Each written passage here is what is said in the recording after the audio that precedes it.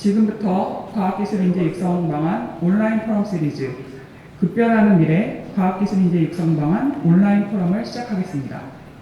안녕하십니까. 저는 오늘 포럼의 사회를 맡은 한국과학기술기획평가원 인재정책센터장 주혜정입니다. 한국과학기술단체 총연합회, 한국과학기술한림원, 한국과학기술기획평가원은 공동으로 4차 산업혁명의 본격 도래와 코로나19 이후 비대면 미래산업성장의 가속화 등 급변하는 환경에서 혁신을 주도하고 미래를 이끌어갈 과학기술 인재를 어떻게 키워나가야 하는지 논의하는 자리를 마련하였습니다. 오늘부터 3회에 걸친 시리즈 포럼을 통해 과학기술 인재 육성과 관련한 다양한 이슈를 짚어보고 올해 수립 중인 우리나라 과학기술 인력정책의 최상위 본부처 계획인 제4차 과학기술인재 육성지원 기본계획의 수립 과정에 현장의 목소리를 모아 전달할 예정입니다. 코로나 바이러스 감염증의 확산 방지를 위해 본 포럼은 청중 없이 진행되며 전 과정을 온라인으로 생중계합니다. 유튜브, 카카오TV, 네이버TV에서 한국과총을 검색하시면 포럼을 시청하실 수 있고 각 플랫폼 댓글창에 질문을 올려주시면 질의응답 시간에 답변을 드리도록 하겠습니다. 다음은 오늘 행사 주최기관인 한국과학기술단체 총연합회 이의율 회장님의 개회사가 있겠습니다. 예, 안녕하십니까. 방금 소개받은 한국과학기술단체 총연합회 회장 이의율입니다. 잘 아시다시피 얼마 전까지만 해도 4차 산업혁명이 우리 사회를 풍미하는 가장 중요한 키워드가 아니었나 그렇게 생각합니다. 그래서 4차 산업혁명이 우리 사회에 큰 변화를 가져오기 시작하던 차에 코로나 사태가 터졌습니다. 근데 사실은 별 달라지는 게 없습니다. 코로나 사태는 제 생각에는 단지 이 4차 산업혁명에 의한 사회 변화를 가속시키는 역할을 하지 않을까 그렇게 생각합니다.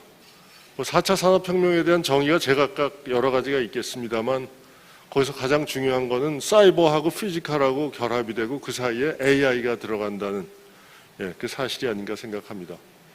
사이버 스페이스가 굉장히 중요해지니만큼 여태까지 우리가 중요하다고 생각했던 토지라든가 장비라든가 그런 유형자산에서 이제 지식이라든가 정보라든가 하는 무형자산이 훨씬 더 중요해지는 그런 시대로 변하는 이게 4차 산업혁명의 가장 중요한 함의가 아닌가 그렇게 생각합니다. 그래서 특히 과학기술 인재의 중요성은 갈수록 더 커지고 있다고 말씀드릴 수 있겠습니다.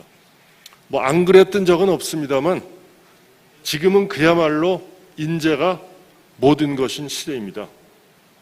그래서 변화가 예상되는 미래 시대에 걸맞은 새로운 인재상을 정립하고 그러한 인재가 길러지기 위한 그런 효과적인 방안은 무엇인지, 어떤 시스템이 좋을지 심도 있는 논의가 필요합니다. 때마침 올해 과기정통부가 우리나라 과학기술인력정책의 최상위 본부처 계획인 제4차 과학기술인재 육성 지원 기본계획을 수립하는 해입니다. 그래서 이 포럼은 과총과 과학기술한림원, 키스텝이 공동 기획해서 3회에 걸쳐서 개최하는 시리즈 포럼인데요. 연구 현장의 의견이 폭넓게 수렴되고 그 의견이 정책 수립에 반영되기를 기대합니다. 오늘 포럼에 축사해 주시는 과기부 정병선 차관님, 한국과학기술한림원 한민구 원장님, 그리고 키스텝 김상선 원장님께 감사의 말씀을 드립니다. 그리고 무엇보다도 오늘 바쁘신 시간 쪽에서 이 자리에 참석해 주신 발제자와 좌장, 토론자 여러분들께 깊은 감사의 말씀을 드립니다. 그리고 관심 있는 모든 분들의 적극적인 참여를 다시 한번 부탁드립니다. 감사합니다. 네, 감사합니다.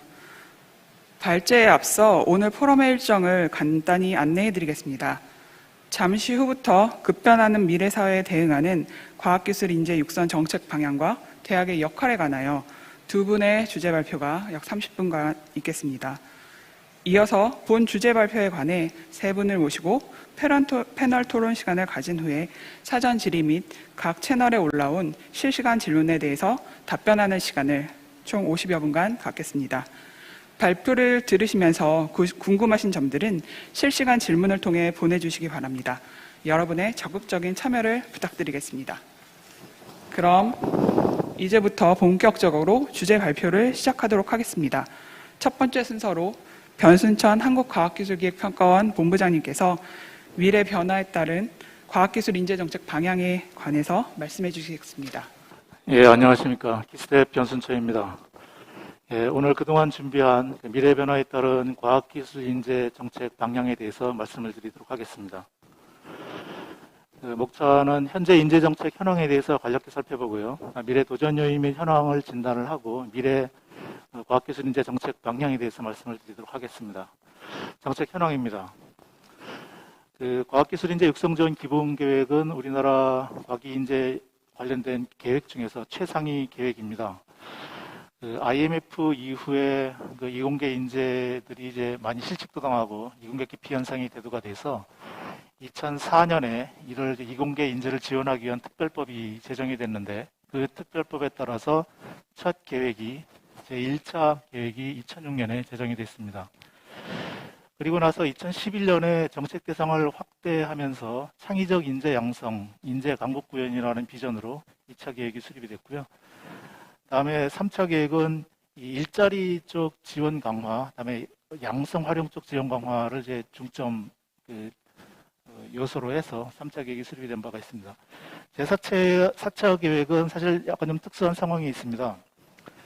코로나 사태로 인해서 디지털 전환이 매우 가속화가 되고 있고, 다음에 신산업이 새로 많이 대두가 되고 있고, 이에 따른 일자리 변화가 상당히 가속화되고 있는 입장에서 미래 변화를 반영을 하고 또한 기존의 정책과의 정합성도 유지를 하면서 4차 계획을 수립하고자 합니다. 수립 추진 체계는 과학기술정보통신부를 이제 총괄로 해서 키스텝이 이제 기획위원회를 이제 운영을 그동안 했습니다. 이 과정에서 유관단체 및 대국민 의견 수렴을 향후에 수렴을 하고 관계부처의 의견을 들어서 국가과학기술자문회의에서 최종 의결을 하는 형식으로 되어 있습니다.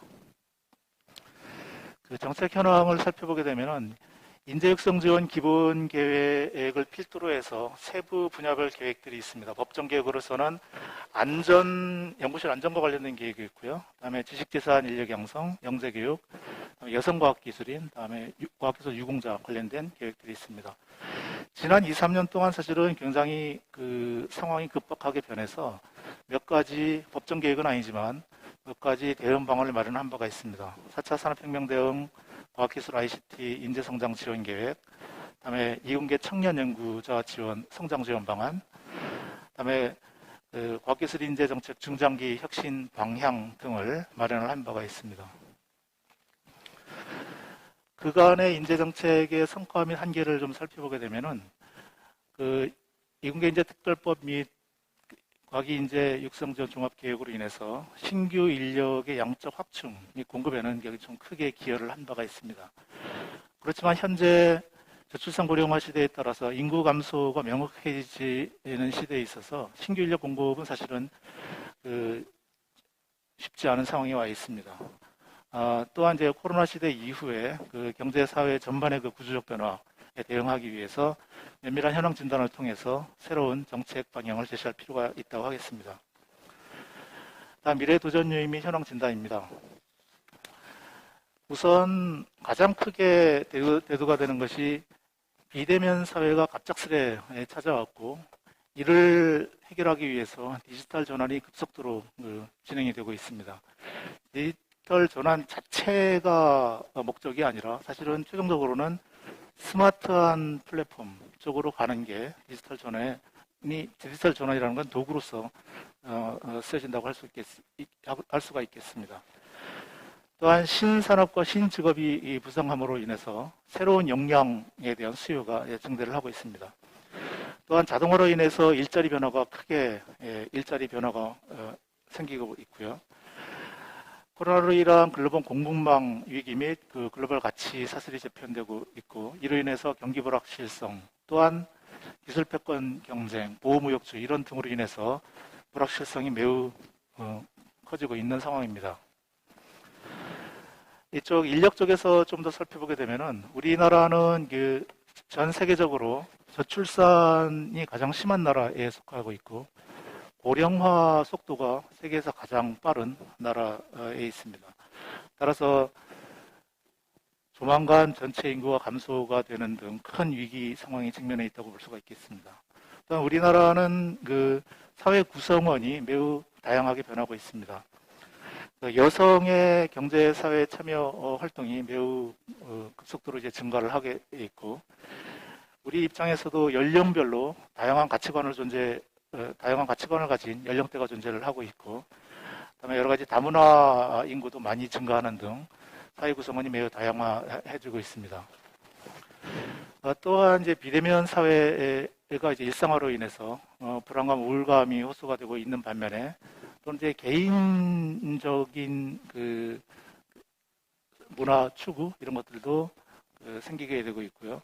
또한 성장 중심 일변도에서 이제는 한 걸음 이제 물러서서 정치적인 행복 등을 함께 추구하는 인식도 생겨나고 있습니다. 이러한 것들이 과학기술 인재정책 수립에 주는 시사점을 몇 가지로 살펴보게 되면은 그 산업경제 측면에 있어서는 그 경제사회 불확실성이 매우 증가하고 있다. 이거에 대한 대응이 좀 필요할 거고요. 그다음에 교육훈련 쪽에 있어서는 일자리 변화가 급격하게 진행되고 있음으로 인해서 평생교육이나 훈련 이 수요가 굉장히 크게 증가하고 있다. 그다음에 인력 수급 측면에서는 양적 질적 미스매치를 좀 더 빨리 적극적으로 대응할 필요가 있다. 또한 이 모든 것들이 사실 정부의 적극적인 개입이 좀 필요한 상황에 있습니다. 미래도전 요인 중에서 그 인력 쪽에 있어서 주요 이슈를 몇 가지 좀 더 살펴보게 되면은 급변하는 미래에 대응하기 위해서 사실은 그동안 여러 군데에서 지적을 한 것이 기초 핵심 역량이 좀 부족하다는 측면에 있습니다. 특히 이제 초중등 학생의 수학과학 관련된 부분은 계속해서 지적이 되고 있고요. 그다음에 이공계 대졸자에 대한 역량이 좀 미흡하다는 부분이 지속적으로 제기가 되고 있습니다. 이럼에도 불구하고 과학기술인의 그 현재 재직자를 중심으로 인해서 재직자 중심의 지속적 성장과 활력을 지원하기 위한 체계는 좀 미흡한 측면에 있습니다. 특히 이제 우리나라는 정규학위라든가 자격을 중심으로 한 교육이 이제 틀을 잡아 있어서 재교육이 좀 쉽지가 않은 상황에 있습니다. 또한 우수인재를 과학기술 분야로 유인하기 위한 기반도 약간 미흡한 측면에 있습니다. 특히 대학 대학원생 같은 경우에는 연구 몰입 환경과 그다음에 졸업한 이후에 안정적 일자리를 지원하는 부분이 현재 좀 미흡한 상태로 있고요. 특히 이제 신산업 분야를 중심으로 한 인력 공급은 여전히 좀 많이 부족한 상황에 있습니다.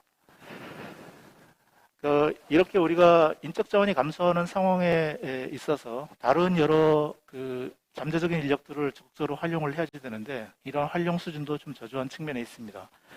특히 이제 외국인 핵심 우수 인재의 유입 규모는 감소가 되고 있고요.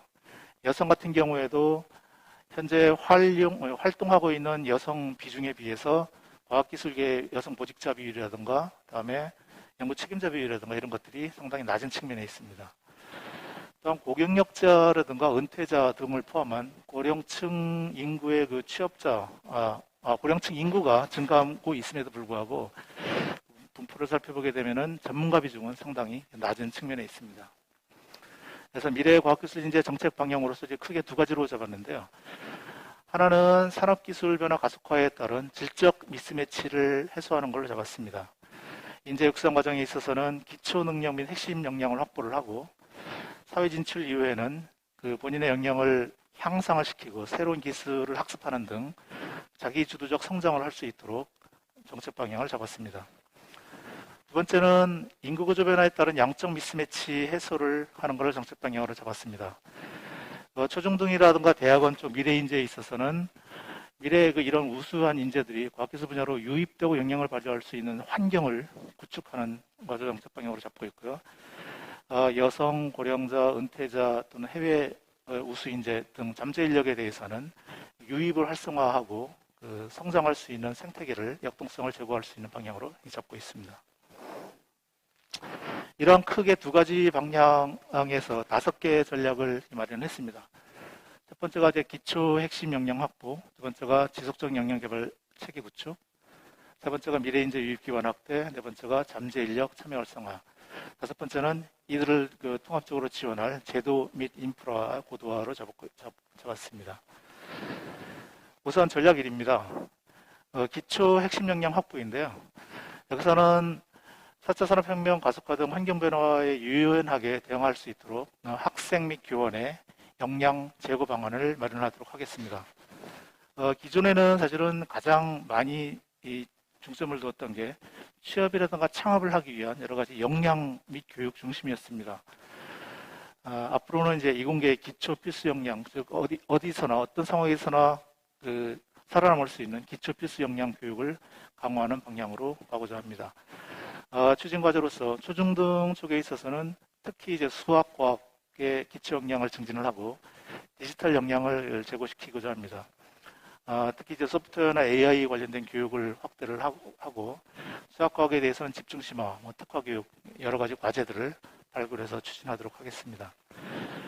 대학에 있어서는 이공계 학생이 특히 이제 전공 기초 및 미래 핵심 역량 강화하는 데 중점을 두고자 합니다.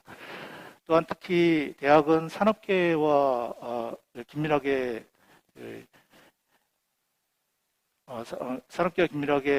연계가 되어 있어야 되기 때문에 특히 이제 산업 수요에 기반한 핵심 역량을 확보하도록 노력을 하도록 하겠습니다. 이 모든 것들 사실은 교원을 중심으로 모든 활동들이 행해지게 되는데요. 교원의 전문성 제고 및 교육 모델 혁신과 관련된 과제도 추진하도록 하겠습니다. 초중등 및 대학 교원의 전문성 향상은 물론 대학 교원에 대한 인사제도, 평가제도 및 교육 방법 관련된 혁신 방안도 과제에 담도록 하겠습니다. 두 번째는 지속적인 역량 개발 체계 구축인데요. 그동안은 이제 학위라든가 자격 중심의 재교육을 중심으로 과제를 추진해 왔다면 앞으로는 산업계 수요 기반한 교육 훈련 및 경력 개발을 집중 지원하도록 하겠습니다. 산업계 재직자를 대상으로 해서 졸업 후에 다시 대학이라든가 교육기관으로 들어와서 전문적인 교육을 받을 수 있는 재직자 리커런트 교육 활성화 및 평생 학습 여건 개선을 하도록 하겠습니다. 특히 이제 평생 학습 계좌라든가 이런 것들이 학위로 연결될 수 있는 방안들, 과제들을 추진하도록 하겠습니다. 연구자 입장에서는 우선 도전적 창의적 과제를 수행하기 위한 기초 융합 연구를 지속적으로 확대하도록 하겠습니다. 또한 대학 쪽에 있어서는 이제까지는 대학 같은 경우는 교수님에 대한 개별적인 연구 지원 등이 이제 주가 이루어져 개별적인 연구 지원이 주된 지원이었었는데요. 앞으로는 이와 더불어서 연구 역량과 연구 조직을 좀 체계화해서 연구소에 대한 지원을 좀 강화하도록 하겠습니다. 또한 연구자들이 핵심 연구자로서 경력 개발을 할 수 있도록 여러 가지 지원을 과제화해서 추진하도록 하겠습니다.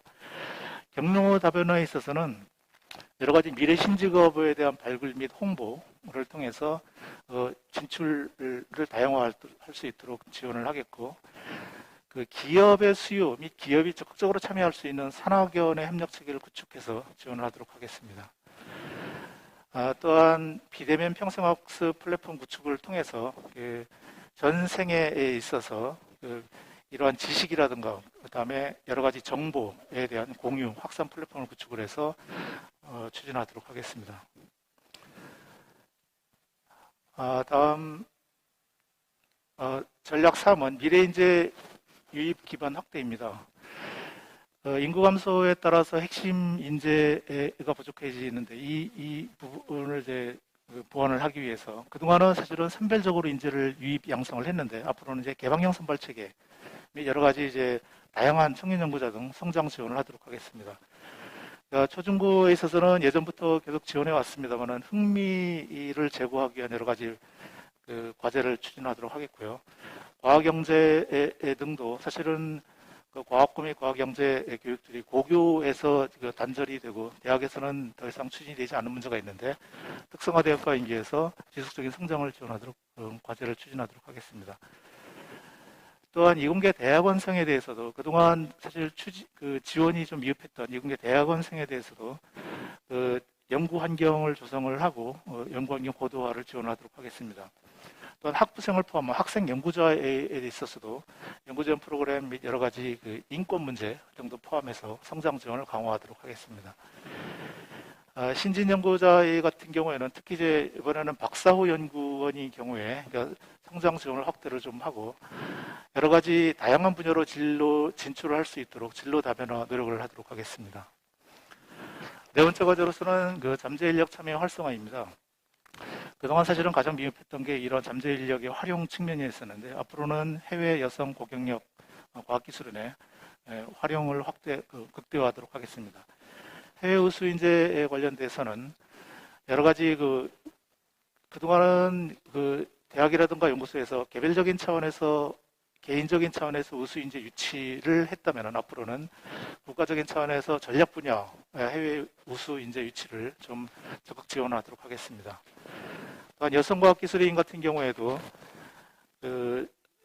지역별로 또는 산업 분야별로 여러 가지 여성과학기술인들이 진출할 수 있는 다양한 분야를 조사해서 제공을 하고 이에 맞는 교육을 제공을 하는 등 진출 기회를 확보를 하도록 하겠습니다. 또한 고경력 과학기술인의 경우에도 다양한 일자리 기회, 그동안 쌓았던 여러 가지 경력, 정보, 경륜을 통해서 여러 가지 다양한 일자리 기회를 찾아보도록 하겠고 이를 종합 지원하는 플랫폼도 구축을 하도록 하겠습니다. 마지막으로 제도 인프라 고도화 측면에 있어서는 우선 이제 그동안 이제 그 교육 쪽에 있어서는 많은 제도적 어려움이 있었는데요. 이번에 이공계 교육 샌드박스를 신규로 추진할 계획을 했습니다.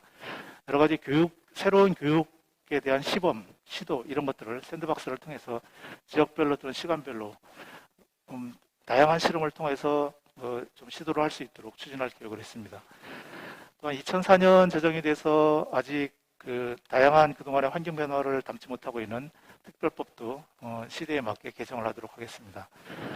또한 여러 가지 근거 기반의 정책을 추진하기 위해서 연구대학원 총조사 등 통계 및 실태 조사를 하고 여러 가지 통계에 대한 내실화 및 제도 개선도 추진하도록 하겠습니다. 마지막으로 과학문화 확산이라든가 연구윤리 및 유공자에 대한 예우 지원 확대 등을 추진하도록 하겠습니다. 향후 한 10월 정도까지 여러 차례 포럼이라든가 의견 수렴을 거쳐서 11월경에 대국민 공청회를 통해서 12월쯤에 과학기술자문회의를 통해서 확정을 하도록 하겠습니다. 이상 발표를 마치겠습니다. 발표 대단히 감사드립니다. 두 번째 발표는 안준모 서강대 교수님께서 코로나19 이후 이공계대학 혁신에 대해 말씀해 주시겠습니다. 네, 안녕하십니까. 서강대 기술경영전문대학원의 안준모라고 합니다. 코로나19와 이공계대학 혁신이라는 주제로 말씀을 올리도록 하겠습니다. 잘 아시다시피 지금 현재 저희도 2.5단계 코로나 대응을 하고 있는데요. 전 세계적으로 굉장히 확진자가 늘어나고 있고 많은 전문가들이 예상했듯이 두 번째 웨이브가 오고 있는 양상을 보고 있습니다. 저희 나라뿐만 아니라 많은 나라들이 코로나로 어려움을 겪고 있습니다. 이러한 코로나의 영향은 크게 세 가지로 정리를 해서 말씀드릴 수가 있을 것 같은데요. 첫 번째는 그 영향이 굉장히 글로벌하다는 뜻입니다. 지금 나와 있는 가운데 그림에서 보듯이 제레미 다이먼드의 총균세에서 나오는 천연두 사례가 아마 세균이나 질병이 저희 인류에 글로벌한 영향을 줬던 첫 번째 사례일 것 같고요. 그 다음으로 저희가 이제 스페인 독감을 대표적인 또 예로 들 수 있을 것 같습니다. 또 최근에는 사스와 메르스, 지금의 이제 코로나로 이어지는 이제 질병이나 이런 것들이 굉장히 글로벌하게 영향을 주는 걸 보실 수가 있고요. 두 번째는 이러한 영향이 굉장히 갑작스러운 변화를 가져오고 있다는 겁니다. 세 번째는 이러한 그 갑작스러운 변화가 굉장히 동시다발적이고 보편적으로 이루어지고 있고 아까 그 개회사에서 이율 회장님께서 말씀 주신 것처럼 저희 모두에게 갑작스럽게 영향을 미치고 있다고 말씀드릴 수 있습니다. 비대면 수업이라든가 비대면 회의 또는 재택근무 이런 것들이 너무 자연스럽게 일어나고 있음을 알 수가 있고요. 사실 대학에서도 저희 1학기 때는 거의 온라인 강의를 했었고 지금도 아마 최소 9월달 또는 10월 정도까지는 어느 정도 비대면 수업을 해야 될 것으로 봅니다. 실제로 대학에도 굉장히 많은 영향을 주고 있는데요. 많은 교수님들은 실제로 이런 비대면 수업을 해보니까 생각보다 가능한 부분이 많다, 장점도 있다라고 많은 말씀도 주시고요. 학생들 입장에서는 일단 통학을 안 하기 때문에 하숙비에 대한 부담도 줄고 또 남는 시간에 다른 활용을 하겠다, 이런 목적도 있습니다. 어쨌든 말씀드린 것처럼 이 코로나라고 하는 새로운 현상이 저희에게 이 세 가지 요소, 굉장히 글로벌한 영향, 급작스러운 영향, 그 다음에 굉장히 보편적인 적용, 세 가지 변화를 가지고 있다고 하면 세 가지 그 영향에 대한 어떤 공통 분모로서 디지털 트랜스포메이션을 말씀드릴 수 있고, 저희 인류가 이 디지털 트랜스포메이션을 통해서 코로나를 극복하려는 노력을 굉장히 많이 하고 있다고 말씀드릴 수 있습니다. 먼저 대학에 대해서 말씀드리기 전에 가장 먼저 리스폰스하고 있는 기업들이 어떤 변화를 하고 있는지를 간단히 설명드리면, 저희 대학에서 겪고 있는 것들과 말씀드릴 많은 문제들을 기업들도 비슷하게 고민하고 있습니다. 교육 훈련을 어떻게 할 것인가, 비대면에서 협업을 어떻게 할 것인가, 서플라이 체인 매니지먼트를 어떻게 할 것인가, 감염에 대한 위험이 있는데 물리적인 접촉은 어떻게 할 것인가, 비대면이라서 보지를 못했는데 신용 거래를 어떻게 하고 신용에 대한 형성을 어떻게 할 것인가, 이동을 할 수가 없는 상황에서 외국에 있는 생산 기지를 어떻게 관리할 것인가, 마케팅을 어떻게 할 것인가, 이런 수많은 난관들을 겪고 있고, 이런 것들을 다양한 디지털 기반 전환 기반 기술들, 증강현실이라든가 인공지능, 이런 것들을 활용해서 극복하고 더 나아가서 스마트 시티라고 하는 또 복합적인 근본적인 변화를 주려고 노력을 하고 있습니다. 사실 이러한 노력들이 어느 정도는 대학에도 그대로 적용될 수 있는 부분이 있다고 생각이 되고요. 다만 이참에 저희가 대학의 기능에 어떤 것들이 있으며 어떤 문제가 있는지를 조목조목 살펴볼 필요가 있다고 생각을 합니다. 저희가 보통 대학의 기능에 대해서 얘기를 할 때 세 가지를 얘기를 하곤 합니다. 첫 번째는 교육이고요. 두 번째 기능은 연구고, 세 번째는 사회적 기능입니다. 그래서 첫 번째는 지식의 전달, 교육은 지식의 전달이 되겠고요. 두 번째 연구는 지식의 생산, 세 번째 사회적인 역할은 기술 사업화나 아니면 창업을 얘기를 하고, 이거는 지식의 전파에 대한 것들이라고 말씀드릴 수가 있습니다. 저희 대학이 겪고 있는, 특히 이공계 대학이 겪고 있는 이슈들을 이 세 가지 관점에서 한번 본다고 하면, 첫 번째 교육, 지식의 전달 측면에서는 비대면이 가지고 있는 비효율성, 디지털 자원에 대한 격차에 대해서 고민할 필요가 있습니다. 실제로 초중등 쪽에서는 현재 이 비대면 교육이 굉장히 길어지면서 학력 격차 문제가 굉장히 심각한 문제로 제기되고 있고요. 대학도 사실은 예외가 될 수 없다고 생각합니다. 특히 이제 학부생들이나 아니면 교육에 대한 부분이 더 큰 학생들 경우에는 노트북이 있는지 아니면 와이파이 접속 환경이 안정적으로 구축되어 있는지에 따라서 어떤 학생은 굉장히 스마트폰으로 작은 화면으로 열악한 상황에서 공부를 해야 되는 상황이 있을 수도 있고요. 그 다음에 아무래도 이제 학습자의 경험 만족도 저하를 어떻게 이제 회복시켜 줄 것인가, 그것이 누적되면 어떤 격차가 발생할 것인가에 대한 고민이 필요하고요. 특히 이제 이공계 지식 같은 경우는 저희가 안목지라고 합니다. 그래서 자전거를 타는 것 또는 수영을 하는 것, 즉 말이나 글로 써서 설명할 수 없는 종류의 지식을 안목지라고 하는데, 이런 노하우에 있는 영역들에 가까운 이공계 지식들을 어떻게 전달할 것인가에 대한 고민도 필요합니다. 제가 우측 상단에 여러분이 보시는 거는 줌이라고 하는 회의 소프트웨어로 성가대를 하고 있는 모습입니다. 그러니까 사실은 이 줌이라고 하는 소프트웨어가 회의를 위해서 개발이 되었기 때문에 저희가 비대면이 어느 정도 가능하다 할지라도 안목지의 전달까지 고려해서 만들어진 소프트웨어가 아니기 때문에 저희가 이제 교육 현장에서 해야 될 다양한 교육 방법론을 어떻게 구현할 수 있는지에 대한 고민이 필요하고요. 특히 이제 실습이나 실험이 굉장히 많이 들어간 이공계 교육에서는 이게 굉장히 크리티컬한 이슈라고 생각이 됩니다. 지식의 생산 측면에서는요, 올해도 이제 많은 교수님들이나 연구자님 분들은 비대면인 온라인 학회로 하셨을 겁니다. 사실 우리가 연구자들이 해외에서 만나서 모여서 서로 발표를 하는 게 단순한 어떤 발표 내용에 대한 공유만이 아니고요. 새로운 지식에 대한 네트워크 빌딩의 프로세스입니다. 그래서 어떻게 보면 이런 현상이 장기화될 경우에 글로벌 연구 네트워크가 붕괴될 우려가 있고요. 특히 연구 네트워크가 형성되지 않은 포닥 연구원이라든가 학생 또는 신진 연구자들에겐 큰 문제가 될 수 있습니다. 이미 어느 정도의 연구 네트워크가 구축된 교수님들이나 시니어 연구자들 같은 경우는 지금에 있는 연구 네트워크를 이용해서 줌으로 회의를 한다든가 하는 게 가능하겠지만 새로 빌딩해야 되는 이 주니어 연구자들에게는 이게 굉장히 큰 어려움이 되고요. 또 특히 이제 해외에 나가서 실험을 해야 된다든가 하는 이런 물리적인 협업이 필요한 학문 분야에서는 크나큰 제약이 있을 수 있습니다. 특히 이제 저희가 보통 해외로 나가게 되는 미국이나 유럽에 저희가 배출하는 포닥의 숫자도 사실 상당하고요. 또 이공계 쪽에서는 어떤 탑급의 실험실에서 연구를 하는 것, 좋은 장비를 가진 연구실에서 서로 이제 네트워크를 쌓으면서 연구를 하는 게 굉장히 중요한 문제이기 때문에 이 글로벌 리서치 허브에 대한 역할 감소를 어떻게 풀까가 중요할 것 같습니다. 세 번째, 지식의 전파도 문제가 되는데요. 좌측 하단에 있는 것처럼 사실 코로나 전부터 우리나라에서는 그 혁신에 대한 협업이 굉장히 줄어들고 있습니다. 파란색 그래프로 보이시는 게 우리나라 중소기업이 단독으로 연구개발을 하는 비율이고요. 주황색 그래프로 보이시는 게 서로 R&D 콜라보레이션, 즉 연구개발 협력에 대한 그래프인데 우하향으로 감소하고 있는 걸 보실 수 있습니다. 이런 상황에서 물리적인 이동까지 지금 코로나로 제약이 되어 있기 때문에 신뢰 감소가 이제 불가피할 것 같고요.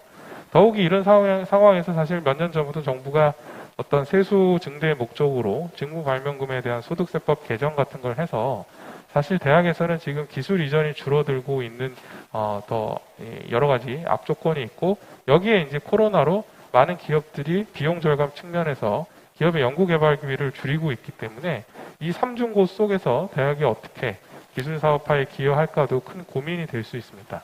자, 그래서 이 대학의 큰 세 가지 기능을 아까 말씀드렸던 첫 번째는 디지털 전환, 두 번째는 대학 스스로의 혁신, 세 번째는 정부의 어떤 정책적인 근본적인 혁신, 정책 지원과 재정 지원을 통해서 대응을 해야 될 것이라고 생각이 됩니다.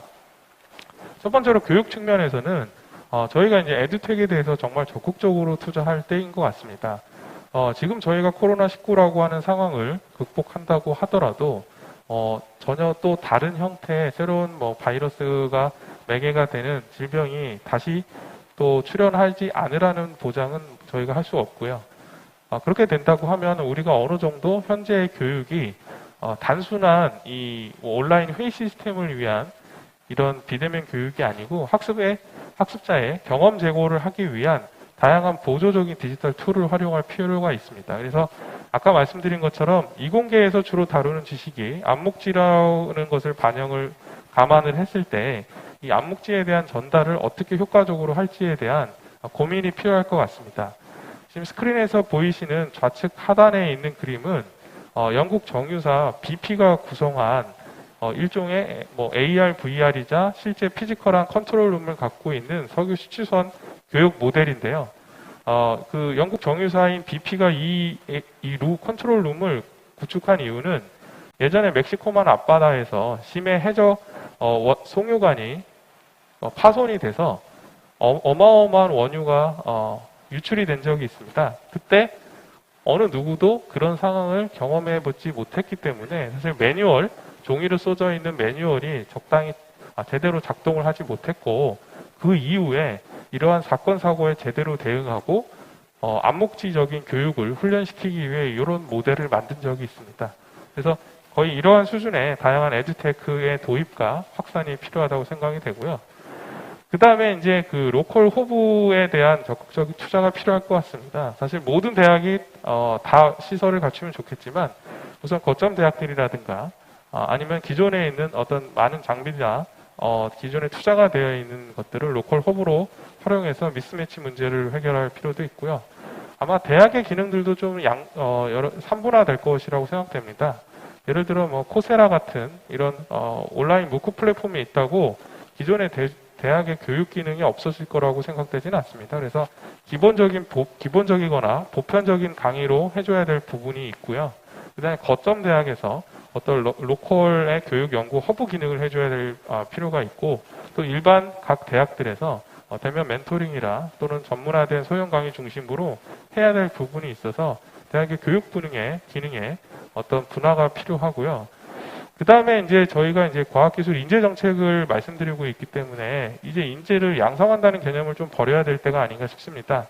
저희가 뭐 정책을 발표할 때마다 뭐 10만 양병설처럼 어떤 AI 인재를 뭐 10만 명 키우겠다 뭐 이런 식의 접근을 많이 하지만, 사실 단순히 코딩 교육을 많이 한다고 해서 AI 인재가 많이 육성되는 것은 아닙니다.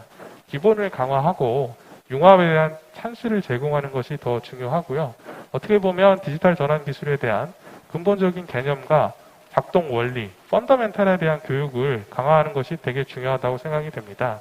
지금 화면에 보이시는 것은 영국의 임페리얼 칼리지 런던에서 운영하고 있는 코세라의 머신러닝 관련 과목인데요. 밑에 보이시면 귀하가 습득한 기술에 선형 대수라든가 선형 회귀 분석, 주성부 분석 같은 또는 벡터 연산 같은 기본적인 수학적 지식들을 요구하고 있습니다. 이 뜻은 뭐냐면 단순히 우리가 AI에 대한 코딩을 배우는 것도 중요하지만 근본적으로 어떤 수학이 들어가고 우리가 어떻게 활용할 수 있을지에 대해서 고민하는 것이 중요하다고 생각이 되고요. 지식의 생산 측면에서는 선도 연구실이 이제 글로벌 허브가 붕괴될 때 글로벌 허브를 뒷받침해주게 될 로컬 리서치 허브 역할을 해줘야 될 것 같습니다.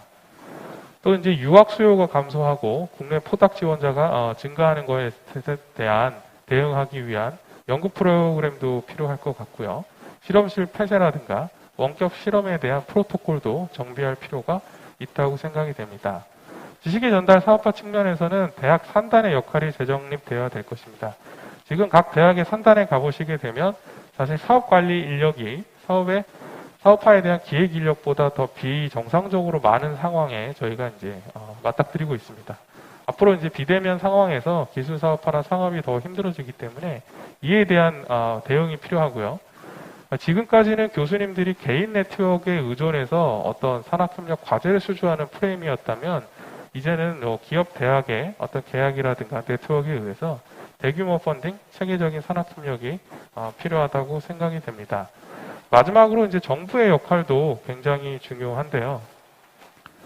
반값 등록금 이후에 사실 대학이 굉장히 재정적으로 취약한 상황이고 여기에 학력 인구 감소, 동결된 등록금, 그 다음에 이제 코로나19로 인해서 투자 수요가 증가한 삼중고를 겪고 있습니다. 그래서 이 재난적 상황임을 감안해서 어떤 정부의 과감한 재정적인 투자가 필요하고요.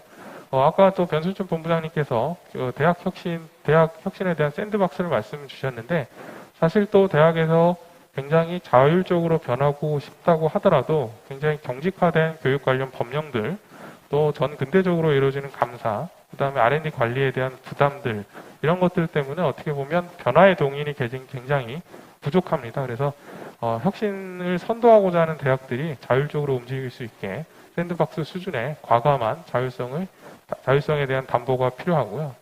대학 지원 또는 대학 구조에 대한 정부 간의 역할 정리도 필요하다고 생각됩니다. 사실 교육부, 과기정통부, 산업부, 중기부 여러 부처가 대학을 어떤 혁신의 리소스로 바라보고 대학에 이제 새로운 기능들을 부여하고 있는데 이러한 정책들끼리 좀 조율되지 않아서 현장에서 혼선이 나는 경우도 많습니다. 그래서 이런 분절적인 지원이 좀 지향이 된다고 하면 이런 디지털 전환 기술, 그 다음에 대학의 스스로의 노력, 그 다음에 정부의 역할이 잘 어울려져서 좋은 코로나 시대에 대학의 혁신이 이루어질 것으로 기대합니다.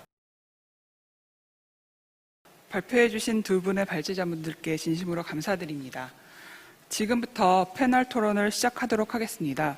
패널 토론의 진행은 주원종 서울과학기술대학교 교수님께 부탁드리도록 하겠습니다. 안녕하십니까. 이게 스포츠 중계라면 전국에 계신 시청자 여러분 안녕하십니까 라고 시작할 텐데요.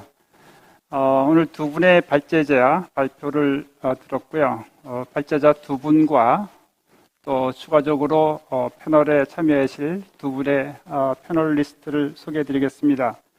제 옆에 계신 분이 아주대학교 산업공학과의 이성주 교수님, 그리고 저희 끝에 계신 분은 한국 에듀테크 산업협회 회장을 맡고 계시는 이기로 회장님이십니다. 제가 이 패널 프로그램을 진행하게 됐는데 제 생각에는 먼저 이제 두 분 발제자에 대한 그에 대해서 우리 두 패널리스트가 가장 중요하다고 생각되는 것 순서로 두 아이템 정도 먼저 해주시고 한 3분 정도에 그리고 계속 돌아가면서 얘기를 나누겠습니다. 먼저 이성주 교수님 말씀해 주시겠습니까? 네, 안녕하십니까. 주대학교 이성주입니다. 우선 두 분 발제장님께서 대학이 어떤 방식으로 변해야 되는지에 대해서 그리고 그걸 위해서 어떤 정책적 지원을 준비하고 있는지에 대해서 너무나 잘 설명을 해주셨기 때문에 그중에서 제가 좀 더 고민을 해보는 부분은 대면과 비대면의 수업에 있어가지고 대학의 교육 시스템이 어떻게 변화해야 되는지에 대한 내용입니다. 앞에서 안준모 교수님께서 이제 기본적인 보편적인 강의를 제공하는 곳이 있고 로컬 교육과 연구의 허브가 되는 거점 대학이 있고 일반 대학이 있어야 된다. 이제 이렇게 기능이 분화될 것이다라는 말씀을 주셨는데요. 결국에는 우리 대학 교육 시스템이 어떻게 변해야 되고 역할이 어떻게 변해야 되는지에 대한 이야기를 잘 해주시는 것 같습니다. 저희가 이제 1학기 비대면 수업을 하면서 비대면이 많은 걸 할 수 있다라는 걸 느꼈지만 동시에 비대면을 어렵다라고 느낀 점도 또 몇 가지가 있습니다. 특히 공학교육, 과학기술 교육에 있어서 첫 번째가 학생들을 모티베이션 시키는 문제가 굉장히 어려웠습니다. 학력 격차라는 말씀으로 이야기로 말씀을 해주셨는데요. 모티베이션이 잘 되어 있는 학생 같은 경우에는 비대면 강의를 진행하는 데 있어서 큰 문제는 없습니다. 그리고 반면에 그렇지 못한 학생들, 모티베이션이 잘 되어 있지 않거나 혹은 그런 여건이 만족스럽지 못해서 원하는 성과를 내지 못하는 학생들의 경우에는 여전히 이제 비대면이 아닌 대면이 필요한 상황이고요. 두 번째가 실험 실습과 그리고 여러 가지 프로젝트형의 교육들, 이런 쪽도 여전히 대면으로 진행이 되어야 되는 부분이 있고요. 또 마지막이 학생들이 대학에 오는 것이 단순히 러닝을 위해서 오는 것만은 아니고 학생들이 대학에 오는 것이 결국에는 다른 학생들과의 네트워킹을 하고 커뮤니티를 형성하려고 하는 것인데 이것이 사실 비대면으로는 쉽지가 않습니다. 그래서 이런 세 가지 영역에 있어서는 여전히 대면 교육이 많이 필요할 것 같고요. 비대면의 측면에서는 이러한 문제를 해결하기 위해서 오늘 이제 에듀테크 쪽으로 말씀을 많이 해주실 것 같은데 AI를 가지고 학생들이 부족한 영역을 찾도록 한다라든지 아니면 VR이나 AR을 가지고 실험 실습을 가능하도록 하는 거 이런 쪽으로 또 진행이 되지만 다른 한쪽으로는 어떻게 하면은 대면을 통해서 학생들에게 경험을 대학이 제공해 줄 수 있을까 이런 쪽으로 아마 많은 더 이제 고민들을 대학이 할 것으로 생각을 하고요. 그러기 위해서는 제가 생각할 때 가장 중요한 것은 그 개방형 혁신에 대한 마인드라고 생각을 합니다. 저희가 이제 기업에서 혁신을 할 때 모든 걸 내가 하겠다라는 생각이 아니라 외부에서 마음껏 이제 받아들이겠다라는 생각을 하는 걸 이제 개방형 혁신이라고 이야기를 하는데요. 교육에서도 마찬가지라고 생각을 합니다. 온라인에 좋은 컨텐츠가 있다라고 하면 이걸 충분히 활용을 하고요. 산학 혹은 지역사회와 연계를 해서 학생들에게 가장 최고의 경험을 줄 수 있는 프로그램을 제공하는 그 프로그램을 만드는 게 우리나라 이제 대학들이 앞으로 지향해야 되는 부분이 아닐까라고 생각을 하고요. 그런 과정에서 not invented here syndrome, 내가 강의한 게 아니면 안 된다라는 이제 마인드를 좀 버리고 우리 대학이 아니라 다른 대학이 더 잘하는 분야가 있다라고 하면 그걸 기꺼이 가져다 쓰고 그리고 뭔가 협업할 수 있는 교육의 생태계를 만들어야지 앞으로 이제 대학들이 경쟁력을 가지고 지속적으로 생존할 수 있지 않을까 이렇게 생각을 합니다. 비대면 수업의 문제점 그리고 에듀테크의 필요성 말씀해 주셨고 대학끼리 좀 공유하는 어떤 그런 시스템을 갖추면 좋겠다 이렇게 말씀해 주셨습니다. 우리 이기로 회장님은 어떤 말씀하시겠어요? 앞서 그 두 분 발제가 굉장히 체계적이고 포괄적인 어떤 내용들을 다루고 있어서 제가 이야기하는 게 좀 사족에 가까울 수도 있겠는데, 앞서 이야기들을 저희 에듀테크 산업이나 기업의 시각에서 보완한다는 의미에서 일단 저 기술적 측면이나 약간 거버넌스 차원의 문제들을 한 두 가지 정도만 뭐 이야기를 해보겠습니다.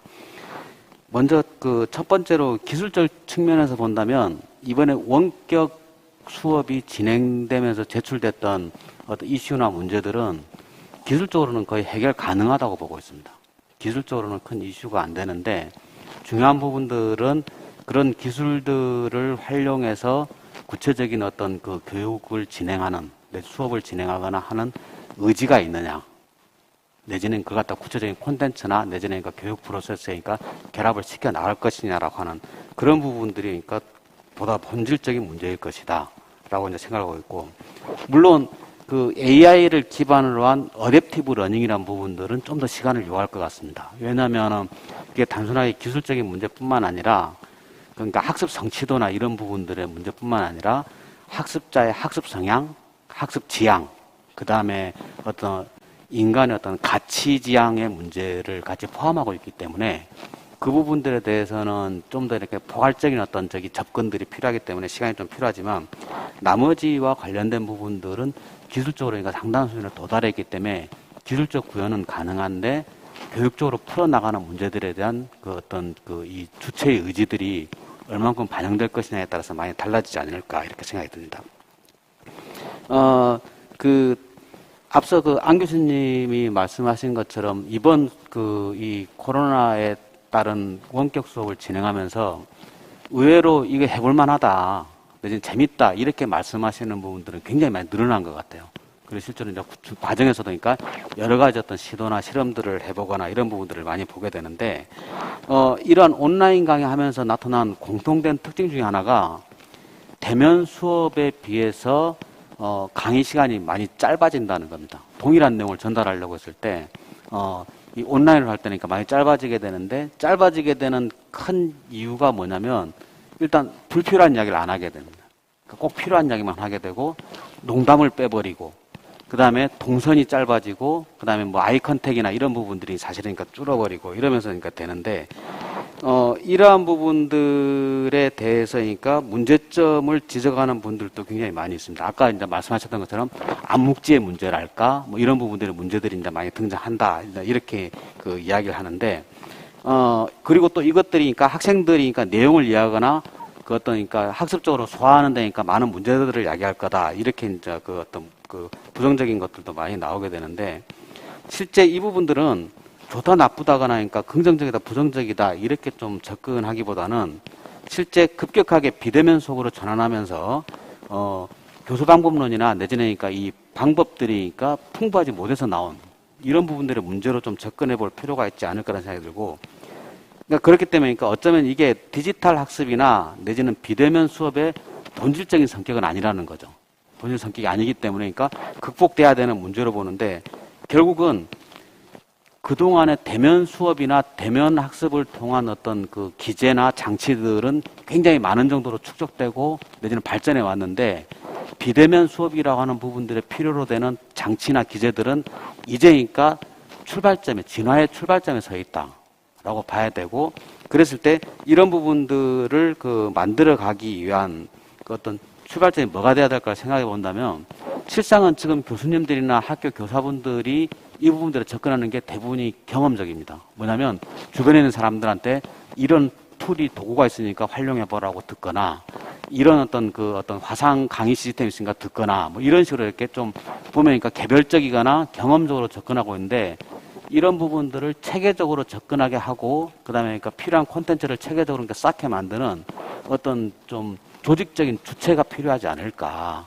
그걸로부터 출발을 해야지 그러니까 온전한 의미로 축적이 되고 전파가 되지 않을까라는 생각이 들어서, 그게 산업적으로 본다면은 뭐 과기부나 이런 데서 활약을 해 주셔야 될 것 같고, 그 다음 교육적으로 본다면 교육부에서 활약을 해 주셔야 될 것 같은데, 에듀테크에 관련되어 있는 어떤 진흥원과 같은 이런 어떤 그러니까 고유한 주체가 하나 형성될 필요가 있겠다라는 생각들이 일단 우선적으로 들고, 두 번째로는 어떤 이런 부분들이 그 진화하기 위해서 그러니까 그 에듀텍뿐만 아니라 실제 그러니까 여러 가지 형태들의 기업들이니까 좀 더 기초 연구를 할 수 있는 어떤 그 인력들이, 아까 이제 앞서서 이제 그 인재 문제에서도 나왔는데, 인력들이 그 활동을 할 수 있게 하기 위해서는 지금 산학 연계나 내지는 그러니까 기업과 연계를 많이 말씀하시는데 사실은 기업이라 하더라도 대기업도 있고 중견기업도 있고 중소기업도 있는데 제가 볼 때는 대기업 위주로 되어 있는 어떤 그 기업 연구소나 이런 부분들의 뿐만 아니라 중견기업이나 중소기업에서도 이런 어떤 기초 연구를 하시는 분들이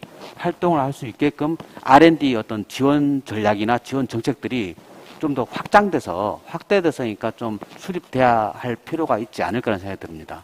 저희가 지금 굉장히 기동성 있게 어떤 현재의 상황이나 내지는 산업적으로 대응해 가기 위해서는 그 강소기업의 존재라고 하는 부분들은 굉장히 절실하게 필요로 되는 부분들이고, 그런 부분들에 능동적으로 대처하기 위해서니까 그리고 그런 인재나 인력들이니까 좀 더 그러니까 다양하고 폭넓게 활동할 수 있는 장을 만든다는 의미에서도 그런 부분들의 지원 전략들이 나오는 것들이 맞지 않을까라고 생각합니다. 일단 이 두 가지 부분을 먼저 좀 지적할 필요가 있을 것 같습니다.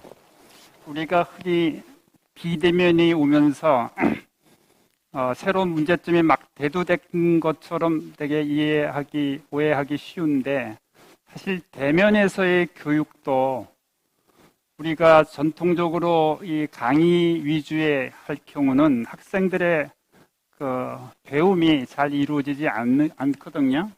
근데 그러한 개념을 그대로 또 온라인으로 갖고 가면 그게 더 심화가 되겠죠. 이 공학한림원에서 설문조사를 했는데 전국 대학생 수백 명에 대해서 했는데 전체적으로 온라인 수업이 효과가 떨어진다고 얘기를 했어요. 근데 과거에 대면에서 하던 방법을 그대로 온라인으로서 가면 애들은 더 졸리고 더 집중이 안 되겠죠. 그러니까 사실은 온라인이 아니고 대면에서의 문제점을 그러니까 그 문제점은 동시에 양쪽에 있다. 그런 말씀도 지금 하신 것 같고, 그 웬만한 것들은 그 기술적으로는 커버를 할 수가 있는데 지금처럼 본질적인 문제가 해결 안 되면 별 도움이 안 된다는 말씀도 하고, 그 다음에 미네르바 스쿨도 얘기하는 게 이게 자기네가 전체가 온라인 하지만 온라인은 그냥 툴이다. 어떻게 가르치느냐, 교육 방법이 자기네들이 다른 대학과 다른 거지 온라인으로 했다는 게 다른 게 아니다, 이런 얘기를 했어요.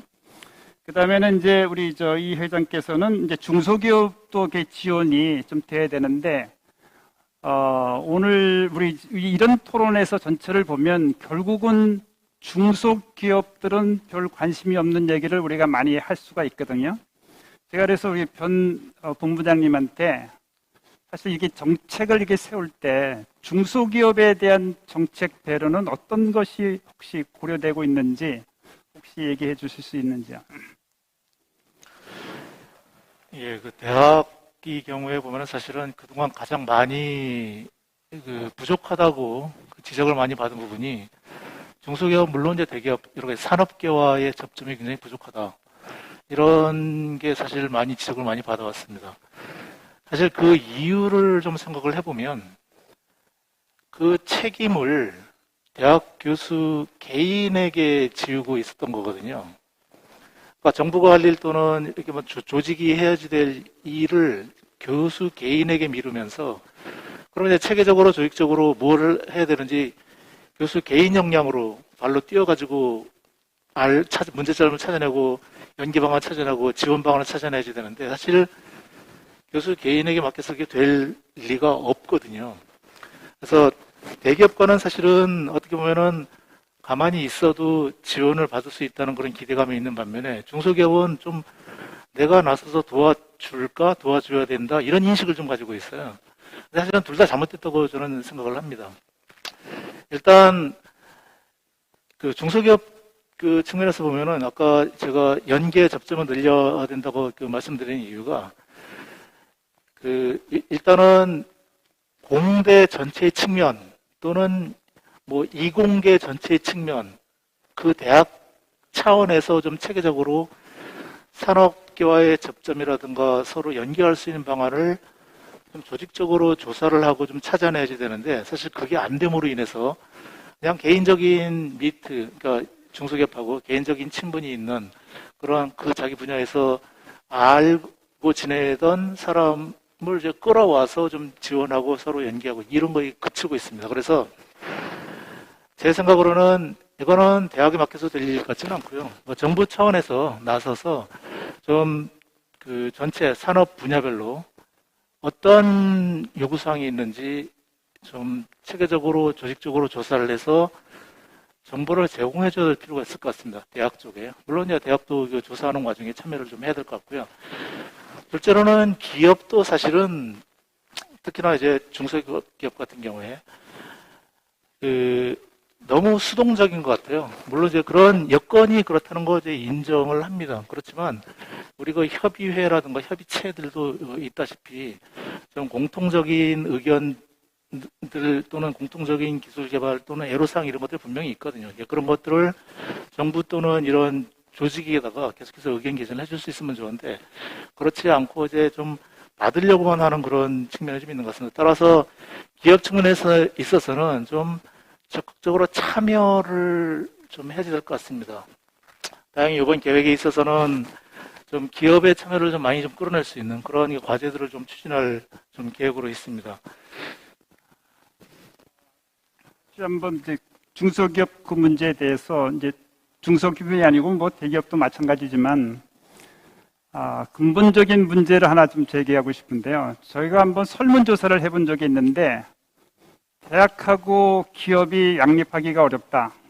그런 설문의 답이 굉장히 높이 나왔어요. 왜냐하면 대학은 아무래도 연구 결과가 논문으로 나와야 되는데 기업들은 자기 신기술이고 보호돼야 되기 때문에 서로 이게 지향하는 점이 다르다. 우리 아까 문 교수님도 지식의 전달, 사업화를 얘기하셨는데 이 분야는 해결할 수 없는 내용들입니까? 아니면 이게 어떻게 뭔가 좀 정부 주도로 또는 어떻게 무슨 방법으로 이렇게 좀 개선될 수 있는 분야가 될까요? 네, 굉장히 중요한 질문이고요. 사실 말씀해 주신 것처럼 대학하고 그 기업의 온도차가 있을 수밖에 없습니다. 아무래도 대학은 좀 긴 호흡으로 모든 R&D라든가 연구개발을 하고요. 기업은 굉장히 그 짧은 호흡에서 생존을 위해서 해야 되는 측면이 있기 때문에 아까 교수님께서 말씀 주신 것처럼 이 아웃풋이 논문이냐 특허냐에 대한 어떤 비대칭성도 있지만 타임라인 또는 문화에 대한 어떤 그 차이도 있는 것 같습니다. 다만 이제 최근에 이제 많은 중소기업들을 인터뷰해 보면 되게 재미있는 또 답을 주시는 중소기업 그 사장님들이 많으신데요. 저희가 지금 오늘 하고 있는 이제 포럼이 주제가 이제 과학기술 인재 포럼인 것처럼 어떤 인재에 대한 접점은 확실하게 있는 것 같습니다. 그래서 굉장히 기술력이 있는 기업인데 또 불구하고 물론 이제 중소기업을 말씀드립니다. 중소기업이나 중견기업인데 대학하고의 굉장히 산학협력 활동을 굉장히 잘 하는 경우가 있어요. 굉장히 오랫동안 하는 경우가 있어서 그 사장님께 지금 기술력 측면에서는 어떻게 보면 대학에서 얻을 수 있는 게 크게 많지 않을 수도 있는데 어떤 이유로 산학협력을 하시나요? 라고 여쭤보면 클리어하게 답을 주십니다. 사람 때문에 그렇다. 그래서 결국은 R&D라고 하는 것이 또는 이제 기술 사업화가 됐건 결과적으로는 기술이 넘어가는 거지만 그 기술이 그냥 넘어가는 게 아니고 사람을 통해서 넘어간다고 하면 조금 더 서스테이너블한 구조가 될 수 있기 때문에 단순히 우리는 어떤 대학의 특정한 교수님 실험실에서 기술이 넘어오기보다 그 기술이 꾸준히 발전돼서 넘어올 수 있게 어떤 그 학생까지 같이 채용을 하는 걸 염두에 두고 있다 이런 말씀을 많이 하더라고요. 그 말씀을 듣고 또 이제 그 해외 사례를 몇 군데 보다 보니까 해외에서는 그런 또 우리로 보면 일종의 산학 장학생 같은 거죠. 단순히 이제 학부의 산학 장학생을 뜻하는 게 아니고 석사 과정, 박사 과정을 중소기업에서 어떤 니즈를 갖고서 문제를 갖고서 R&D를 해결해 줬으면 좋겠다라고 프로포즈를 띄우게 되면 예를 들어 박사과정이면 3년간의 학비와 생활비를 펀딩을 중소기업에서 어느 정도 그 다음에 정부에서 어느 정도 매칭을 해서 해당 대학에 가는 경우가 많습니다. 그래서 사실은 저희가 산학협력을 어떤 특허라는 걸 꼭 돈 받고 팔아야 된다라고 하는 어떤 그 협의의 산학협력 또는 기술사업화로 본다고 하면 저희가 스스로 바인딩 하는 것 같고요. 이렇게 다양성을 두고 저희가 좀 고려를 한다면 조금 해결의 길이 있지 않을까 합니다. 그리고 아까 변준천 본부장님이 말씀 주셨고 저도 여기 강의 슬라이드에 넣어놓은 것처럼 이때까지 산학협력을 너무 교수님 개인의 네트워크에 의존하는 그런 게 많았습니다. 그래서 사실은 주먹구구고요. 그 산학협력에 그러니까 예를 들어서 산단장이 어떤 교수님이 되시느냐 아니면 산학협력단의 사업기획과 팀의 팀장이 누구냐에 따라서 굉장히 사람을 많이 타는 그런 결과를 가져왔기 때문에 사실은 아직은 대학의 어떤 그 기술사업화가 또는 산학협력이 시스템적이 못하다라는 측면이 있습니다. 그래서 이 부분을 좀 구조적으로 바꾸려는 노력도 필요하다고 생각이 듭니다. 네, 고맙습니다.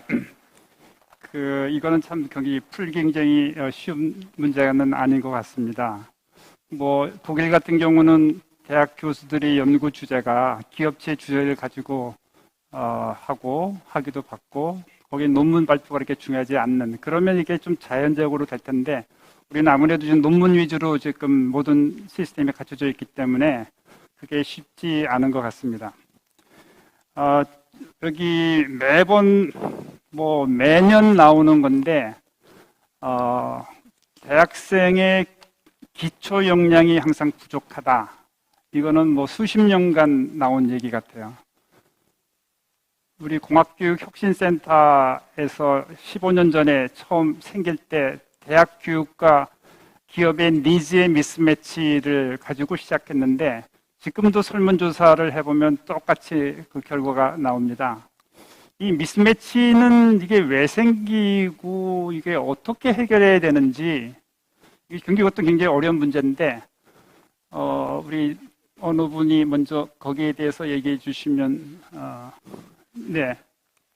제가 발표 중에 제기를 했었는데요. 네.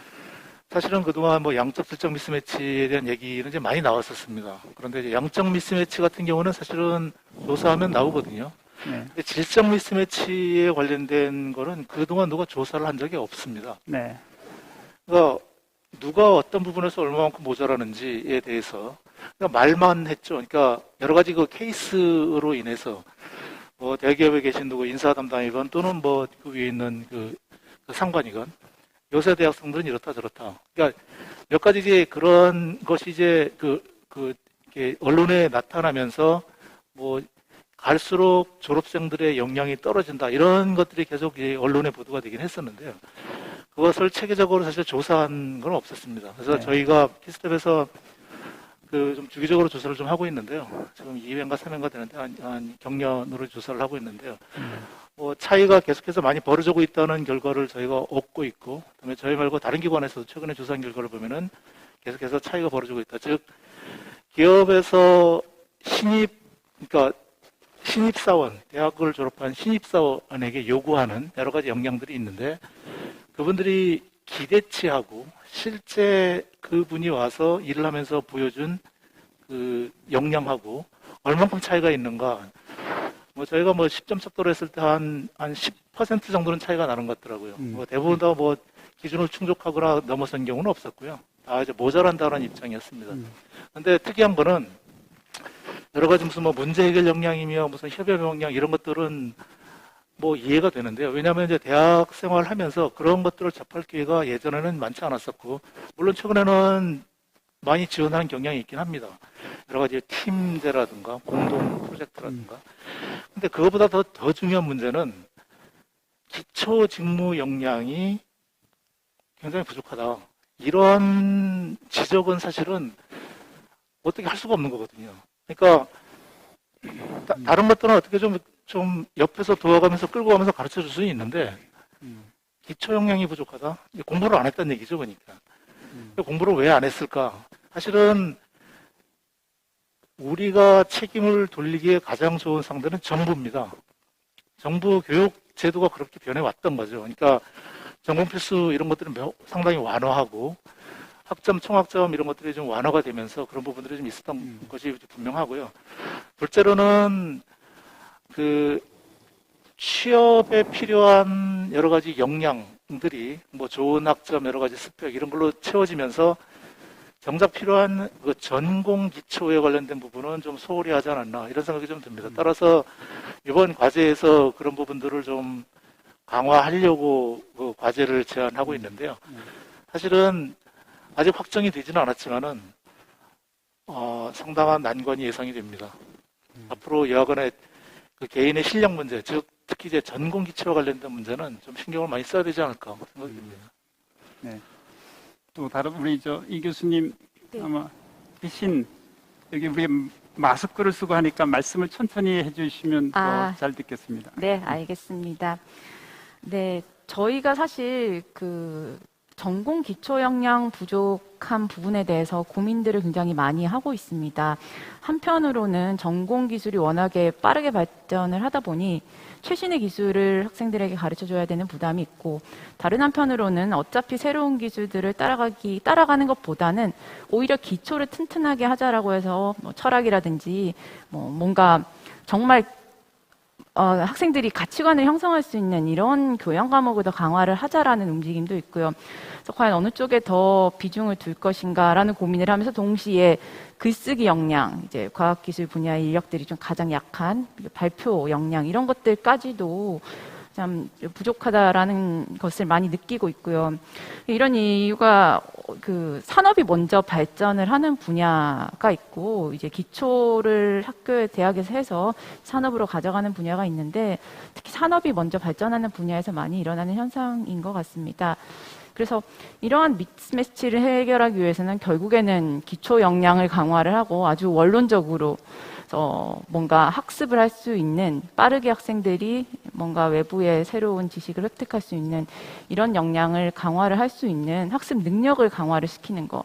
그러면서 요즘은 마이크로 디그리라든지 아니면은 나노 디그리라고 해서 이제 빠르게 어떤 특정 분야 내가 필요한 역량들을 빠르게 배울 수 있는 이런 온라인 강의들이 많이 나오고 있기 때문에 이러한 온라인 강의를 많이 활용을 하는 형태로 이제 기초 역량들을 좀 강화를 시켜야 될 것 같습니다. 그래서 어떻게 보면은 지금 온라인 컨텐츠가 많이 생기는 이런 상황이 저희가 학생들한테 기초 역량을 더 강화를 시킬 수가 있고, 사실은 글쓰기라든지 말하기 같은 경우에는 저희가 가르치고 싶은데 그런 컨텐츠가 없어서 누가 강의를 할 것이냐라고 하면 우리 학교에는 전문가가 없다라는 그런 이유 때문에 못 가르쳤던 것들도 있는데, 그런 부분들이 좀 많이 해소가 되지 않을까라고 또 기대를 해봅니다. 네. 우리 문 교수님도 교수 가르치시는데 기초 역량에 대해서 어떻게 생각하시나요? 예, 저도 기초 역량이 굉장히 중요하고요. 말씀 주셨던 것처럼 사실 미스매치가 발생을 할 때 저희가 대응할 수 있는 전략은 크게 두 가지라고 생각이 됩니다. 하나는 그 미스매치가 일어나는 당장의 현상을 해결하는 방안이 되겠고요. 예를 들어 우리나라에서 이제 4차 산업혁명이 굉장히 대두가 되니까 갑자기 4차 산업혁명 관련 그 학과들이 굉장히 많이 만들어지는 그런 사례를 말씀드릴 수가 있습니다.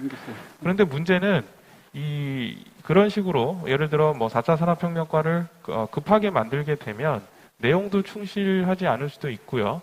문제는 이 학생들이 졸업하는 4년 뒤에는 외부 환경이 굉장히 변할 수가 있습니다. 그래서 오히려 이런 상황에서는 더 펀더멘탈한 거를 좀 많이 가르쳐서 학생들의 기초 역량 강화를 키우는 것이 굉장히 중요하다고 생각이 됩니다. 그래서 최근에 오히려 해외의 이제 유수 대학들을 보면요, 입학 그 성적을 보게 되면 오히려 수학과라든가 물리학과라든가 이런 굉장히 근본적인 기초 학문을 하는 과들이 굉장히 인기가 많아지고요.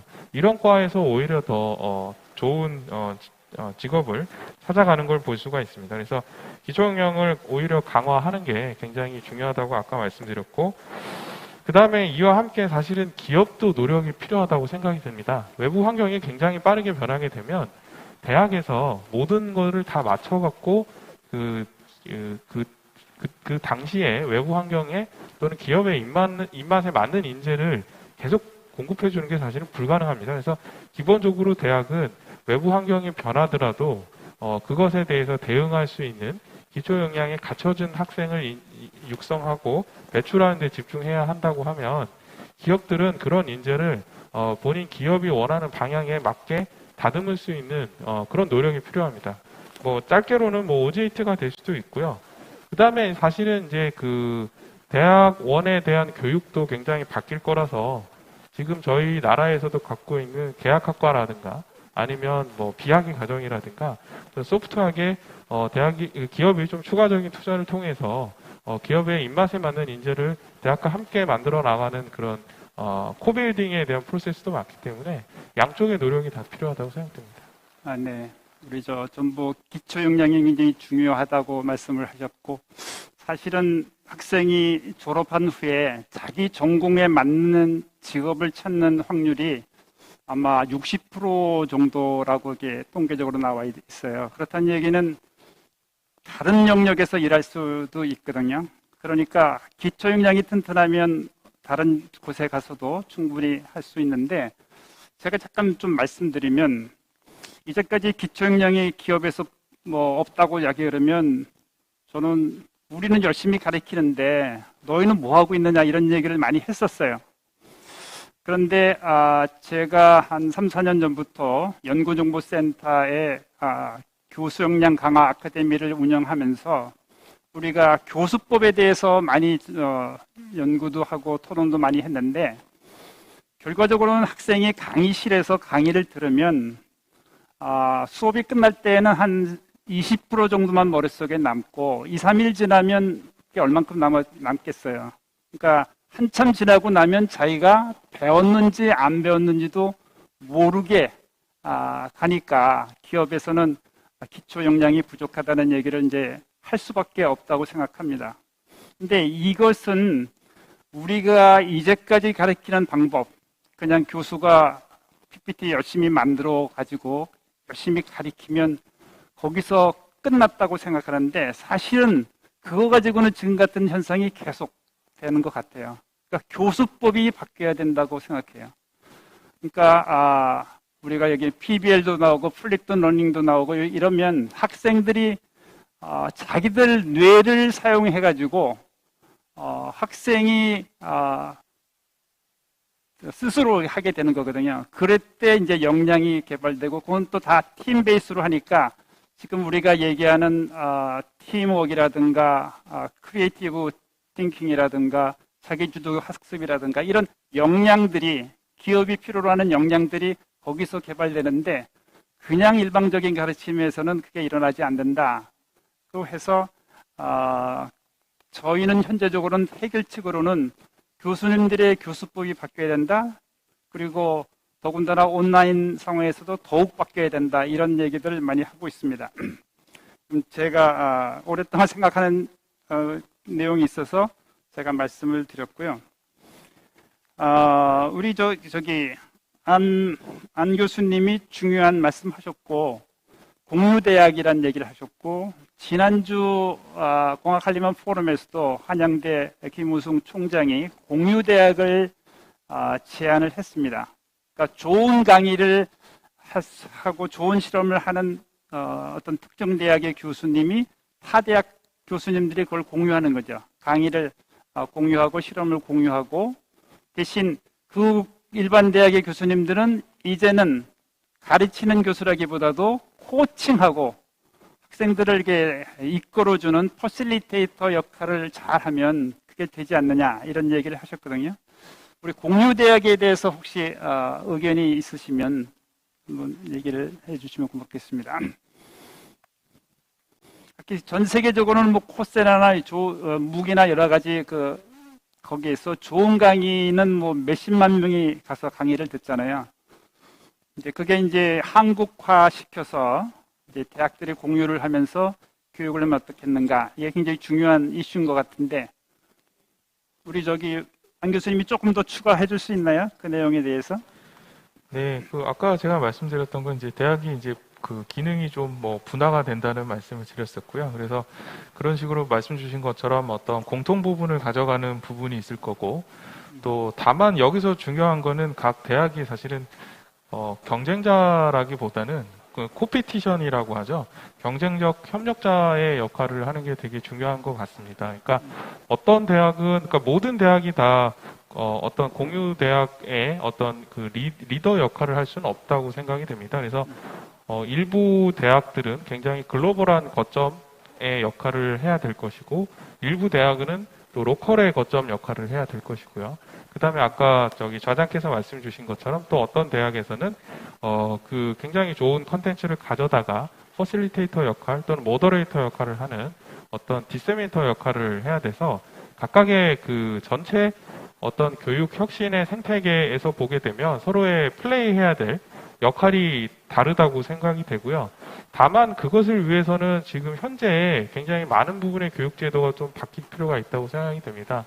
왜냐하면 지금 우리나라에서 모든 대학을 또 컨트롤하는 게 어떤 정원이라든가 어떤 그 칸막이적인 규제를 갖고 하는 부분이 있습니다. 그래서 아까 교육 혁신 샌드박스도 저희가 이제 논의의 대상이 된 것처럼 이런 부분으로 좀 많이 좀 제도적으로 풀어야 저희가 필드에서 학생들이 원하는 또 그다음에 여러 가지 문제들이 해소되는 새로운 형태의 대학 교육 모델이 나올 수 있지 않을까 생각이 됩니다. 네. 혹시 공유대학에 대해서? 저도 공유대학이라는 개념이, 그러니까 저는 개방형혁신이라고 표현을 하긴 했었지만 어느 정도 매우 중요한 개념이라고 생각을 하고 있고요. 교수님들께서 이제 그 자신의 강의 혹은 자신의 강의 노트는 굉장히 소중하게 이게 나를 나타낸다. 이게 내가 결국에는 이 강의 노트 나의 존재의 가치다라고 생각을 하셔서 사실은 공유를 하는 것도 꺼려 하시고요. 이걸 가져다 쓰시는 것도 좀 불편해 하실 수가 있는데, 이제 그런 부분들이 제도적으로도 많이 해소가 되어야 되겠지만, 교육자 입장에서도 아까 말씀 주신 것처럼 교수 역할이 학생들 개개인에게 4년 뒤에 이 학생이 졸업하는 시점에서 무엇을 원하며 그걸 하기 위해서 어떤 것들이 필요한지를 설계해주는 설계자의 역할이 된다라고 하면 조금은 이 외부의 것들을 가져다 쓰는 것들에 대해서 좀 마음 편하게 가지시고 그런 것들을 공유를 하고 결국에는 학생들한테 가장 좋은 경험을 제공할 수 있는 방법을 찾기 위해서 외부의 자원들을 유용하게 활용할 수 있는 그런 인프라가 구축이 된다라고 하면 크게 의미 있는 일이라고 생각을 하고요. 그리고 안 교수님께서 말씀을 해주셨던 것처럼 결국에 그러면 이거 책임 시수를 어떻게 할 것이냐, 우리 학교 교수가 다른 학교에서 강의를 제공하는 게 가능할 것이냐, 뭐 이런 것들이 다 해결이 되어야지만이 이제 가능할 것 같은 그런 모델이라고 생각을 합니다. 네, 이런 공유대학 이런 거 하려면 좋은 플랫폼이 잘 깔려 있어야 될 것 같은데, 그 에듀테크 쪽에서는 어떻게 그런 것들을 어떻게 도울 수 있는지? 저희 쪽에서 돕는다기보다는 실제 이게 좀 그 현실성 있게 진행이 되려고 하면 전반적으로 그러니까 뭐가 개선돼야 된다는 것도 있을 텐데니까 우선 할 수 있는 것부터 시작해서니까 점진적으로 확대해 간다라고 본다면 지금 제일 좀 절박하게 다가오는 거는 주로 이제 요즘 특히 이제 대학에서 보면은 고등학교 때 수학이나 이런 부분들이니까 제대로 안 돼서 올라온다라는 불만이나 요구들도 많고 그렇기 때문에 그런 부분들을 갖다가 좀 더 이렇게 다양한 강좌를 만들어서니까 각 대학이 공유할 수 있는 것, 이것들로 출발하는 것만 해도 그러니까 어마어마한 일을 하는 거라고 생각이 들거든요.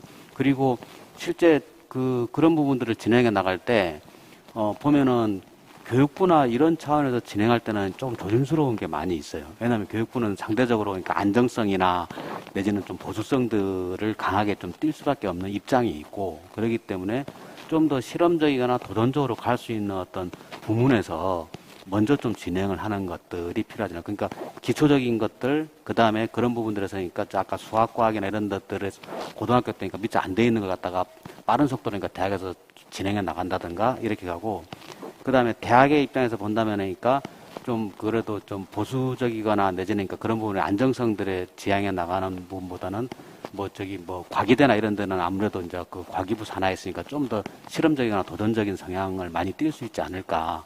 제가 볼 때는 그런 것들도 있기 때문에 그런 부분에서 그러니까 우선 먼저 진행할 수 있는 단위나 단계에서니까 진행을 해서 성과를 보게 되면 저는 거의 필연적으로 그러니까 확대시킬 수 있는 이런 어떤 논의가 나올 것이라고 생각을 하고 있습니다. 이 공유대학이라는 그런 개념을 실현화시키기 위해서는 사실은 또 너머의 산들이 많이 있을 것 같아요. 근데 우리 이 회장님은 그 중에서 할 수 있는 것부터 조그맣게 시작을 하면 좋겠다 이렇게 말씀을 하십니다. 우리 권 본부장님께서 정규학위 자격 중심 재교육 구조의 한계 이렇게 말씀하셨는데 정규 교육은 이제 대학교 교육을 얘기할 수가 있는데 사실은 지금 대학생들 취업률이 아마 지금 봄학기 때는 20, 30%밖에 안 되고 그 다음 학기 더 지나야 한 3, 40%, 하여튼 1년 정도 지나야 한 60 몇 프로 정도 돼요. 그러니까 취업률이 굉장히 낮아요. 지금 코로나 이 사태는 어떻게 더 낮아질지도 모르는데 근데 OECD나 외국의 많은 그 대학의 목표를 학생의 성공이라는 타이틀로 이제 바뀌었어요, 많이. 그전에는 추상적인 얘기가 많았었는데 학생의 성공. 그렇다는 얘기는 대학 졸업장이 그 학생의 직업을 보장해주지 않는 시대가 지금 와 있어요.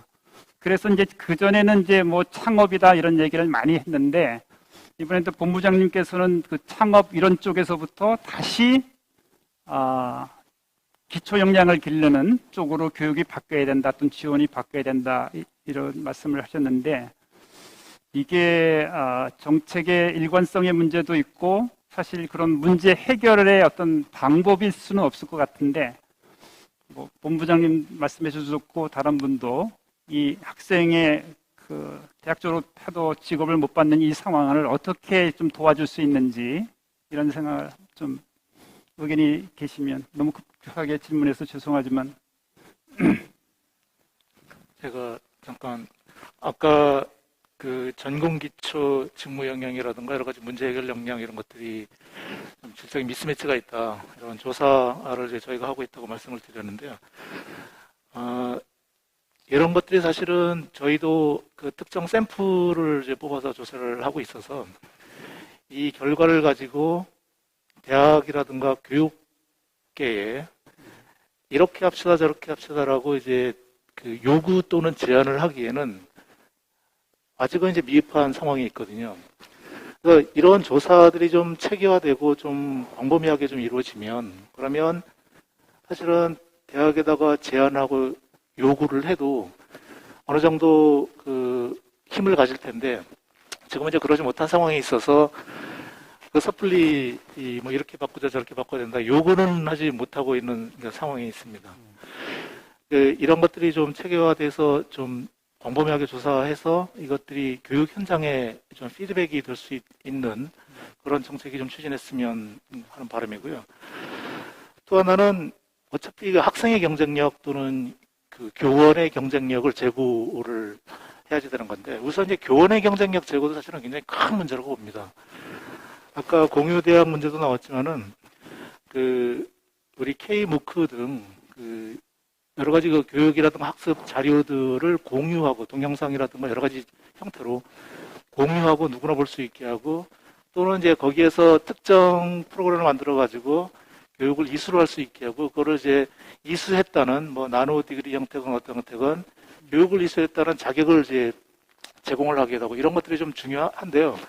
제가 왜 그것하고 교원의 경쟁력을 결부를 시키냐면 사실은 그런 강의라든가 동영상들은 다 오픈된 거지 않습니까? 그 다 오픈이 되다 보면 A 대학에 있는 뭐 B라는 교수, C 대학에 있는 D라는 교수가 특정 똑같이 경영학에 해서 똑같은 강의를 개설을 했는데 학생들이 보면 알거든요. 누가 잘한다. 그럼 거기에 이제 몰입될 수밖에 없고 당연히 이제 그러면 이제 평가가 나올 수밖에 없고 그러면 이게 경쟁력이 약간 차이가 난다는 게 세상에 알려지게 되고 그러면 여러 가지로 이제 좀 상승 효과가 생길 수가 있는 거죠. 즉 교원의 경쟁력이 좀 제고될 수 있는 겁니다. 사실 K-MOOC를 도입을 할 때 그 배경에 있는 그 의도 중에 하나가 교원의 경쟁력 강화였습니다. 근데 잘 아시다시피 K-MOOC가 이렇게 죽을 쓰고 있는 이유는 우리나라에서 그거를 교수님들이 아시기 때문에 대학에서 아시기 때문에 그거를 그렇게 활성화돼서 그런 방향으로 가게 놔두지를 않는 거죠. 그래서 여하간에 그 K-MOOC도 그렇고 그 학생들의 그 직무 역량 제고를 위한 여러 가지 그 증거들 이런 것들이 좀 체계적으로 조사돼 가지고 피드백 됐으면 그러면 이제 학생과 교원의 경쟁력이 좀 좀 제고가 될 수 있지 않을까 생각이 듭니다. 교훈의 역량을 기르기 위해서 K목이 개발됐다고 말씀하시는데 사실은 원래 지금 우리나라 또는 전 세계 좀 문화가 좀 바뀌고 있어서 좋은 강의를 갖다 쓰고 대신 그 교수님들은 그 에너지를 학생을 관리하고 멘토링하고 코칭하는데 더 쓰면 좋은데 지금처럼 그거 누구랑 비교 대상으로 가면 그거는 적절치 않을 거는 같습니다. 우리 안 교수님 무슨 또 말씀 있으신가요? 네, 사실 굉장히 어려운 이슈이기도 하고요. 또 그만큼 또 지금 저희 오늘 포럼의 주제인 것처럼 대학의 어떤 역할도 굉장히 분화해야 된다고 생각이 됩니다. 사실은 제가 아까 발표 슬라이드에서 대학이 3가지 기능을 말씀드렸고, 사실은 전통적으로 교육의 기능은 지금 한 1000년 정도 됐고요. 연구가 그 다음에 들어왔고, 이제 기술사업화가 들어왔지만, 여러 역할을 대학이 하고 있음에도 불구하고 아직 사회는 대학에게 첫 번째 역할만을 굉장히 많이 강조를 하는 것 같습니다. 그래서 저희가 모든 논의가 어떤 전통적인 티칭, 교육, 이것만을 하게 되는데, 사실은 외부 환경이 많이 변하는 만큼 대학의 역할도 굉장히 입체적으로 변할 수 있다고 생각이 됩니다. 사실 굉장히 기술이 발전이 되면 사실은 어느 정도는 기존에 있던 직업을 좀 대체하는 역할이 있는 것은 또 사실입니다. 그래서 아까 제가 디지털 혁신에 대해서 말씀드렸지만 사실 디지털 혁신이 가속화될수록 어떤 일자리가 줄어들기 때문에 새로 졸업하는 학생들이 굉장히 취업하기 힘들게 되는 것은 늘 반복되어 왔던 역사적인 현상이라고 생각이 되고요. 아까 여러분들께서 말씀 주신 것처럼 그 와중에 사실은 새로운 역할을 찾고 사회가 부여하는 것이 중요하다고 생각됩니다. 아까 말씀 주신 것처럼 사실 쿠세라나 무쿠 같은 게 대중화가 되면 많은 대학에서의 역할이 줄어들 수밖에 없어요. 그래서 사실은 시간 강사분들이나 아니면 어떤 티칭에 대한 강사분들의 설 자리도 없어지게 되기 때문에 사실 그런 역할이 새로운 아까 말씀 주셨던 것처럼 모더레이터 역할, 퍼실리테이터 역할로 대체가 되듯이 많은 사회에서의 잡에서도 일자리에서도 새로운 잡의 일자리의 분화로 돼야 될 것 같고요. 그 와중에서 이제 대학이 이제 일종의 쉘터 역할을 해줄 수 있다고 하면 굉장히 중요하다고 생각이 됩니다. 즉 저희가 졸업을 하고 나서 어떻게 한 번에 취업을 해서 그 한 번에 된 취업으로 평생을 먹고 산다는 프레임은 더 이상 이제는 유효하지 않을 수 있어요. 그래서 한 번 취업을 하고 10년 뒤에 다시 학교로 돌아오고 다시 리프레시를 해서 다시 또 나가고 10년 뒤에 업데이트를 하러 다시 학교로 돌아오는 그러니까 일종의 연어가 회귀하듯이 자연스럽게 대학으로 회귀를 하면서 이 쉘터에서 업그레이드를 하는 그런 역할을 대학에게 부여를 한다고 하면 지금의 어떤 일자리에 대한 어떤 공백, 일자리에 대한 딜레이 이런 문제도 조금 다른 시각에서 볼 수 있지 않을까 생각이 듭니다. 네. 우리 시간이 많이 이제 거의 돼서 제가 마무리를 드리면 우리 기초 역량 부족이라고 하는 것은 저희가 저희 여러 가지 리더 그룹들이 한 얘기들은 교수법이 달라지면 학생들의 역량이 기초 역량이 증진된다. 그 다음에 글쓰기 같은 역량이 굉장히 중요한데 학교가 좀 뒷받침하면 좋겠다. 그리고 지금이 이 교육 자체가 교수들의 역할이 티칭이 아니고 코칭이라고 하는 쪽으로 바뀐다. 이런 연구들이 많이 나오거든요. 그게 학생들의 역량을 기르는 그래서 문제 중심 학습이라든가 질문 중심 학습이라든가 이런 새로운 교수법들이 많이 나왔어요. 그러니까 그것이 만약에 교수님들한테 좀 널리 퍼지면 아마 몇 가지 부분은 좀 해결되는 방향으로 가지 않을까. 왜냐하면 이제까지 모든 게 해결 안 되는 상황으로 계속 오는데 그렇게 하나씩 해결하면 좀 좋을 것 같습니다. 저희가 대학 교육 이런 쪽에 집중 토론을 하다 보니까 연구 쪽의 얘기는 많이 못했는데 아마 다음번 토론에서 그것들이 좀 더 커버되면 좋겠습니다. 저희가 패널 5분 저까지 포함해서 했는데 다른 그 포럼과 달리 발표는 30분, 토론은 50분을 진행했습니다. 우리 시청자 여러분께서 정보가 잘 전달됐으면 좋겠습니다. 그러면 패널 토론은 여기서 마치겠습니다. 감사합니다. 오늘 포럼에서 발표해 주시고 토론해 주신 분들께 감사드립니다. 그리고 온라인상에서도 시청해 주신 모든 분들께도 대단히 감사드립니다. 오늘 포럼의 전체 영상은 유튜브, 카카오TV, 네이버TV에서 다시 보실 수 있습니다. 그리고 이에 대해서도 많은 관심과 시청 부탁드리겠습니다. 이상으로 과학기술인재 육성방안 온라인 포럼 시리즈 급변하는 미래 과학기술인재 육성방안 중 과기인재 육성을 위한 대학의 역할에 대해서 논의했던 제1회 온라인 포럼을 마치도록 하겠습니다. 향후 제2회는 9월 23일에 재직 과학기술인 역량 강화 전략에 대해서 진행될 예정이고요. 3회는 10월 7일에 미래세대 기초 핵심 역량 제고 방안이라는 주제로 진행될 예정입니다. 이에 대해서도 많은 관심 부탁드립니다. 감사합니다.